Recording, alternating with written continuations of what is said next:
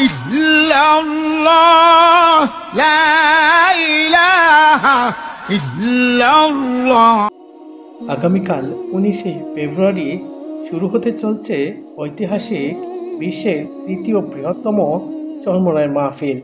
আর সেই মাহফিলকে উপলক্ষ করে জড়ো হতে চলেছে বাংলাদেশ সহ বিশ্বের নানা প্রান্ত থেকে লাখো লাখো মুসল্লি। ইতিমধ্যেই চরমোনাইয়ের কীর্তনকলা নদীর পাশেই যেই ঘাট রয়েছে সেই ঘাটেই জড়ো হয়েছে লাখো লাখো মুসল্লির বহর নিয়ে অসংখ্য অগণিত লঞ্চ। এছাড়াও আশপাশ থেকে অগণিত মানুষরা জড়ো হতে চলেছে।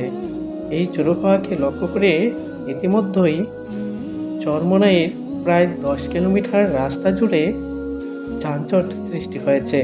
সরেজমিনে ঘুরে দেখা যায় এবং কর্তৃপক্ষের সাথে আলাপকালে জানা যায় এখানে প্রায় 3 থেকে 3.5 হাজারের মতো মাইক ব্যবহার করা হয়েছে। এছাড়াও অগণিত স্বেচ্ছাসেবক এবং প্রশাসনের পক্ষ থেকে অগণিত প্রশাসন নিয়োগ করা হয়েছে। প্রিয় দর্শক, চরমোনাই সহ অন্যান্য নিত্য নতুন আপডেট পেতে আমাদের চ্যানেলটি অবশ্যই সাবস্ক্রাইব করে পাশে থাকা বেল বাটনটি বাজিয়ে দিতে ভুল করবে না।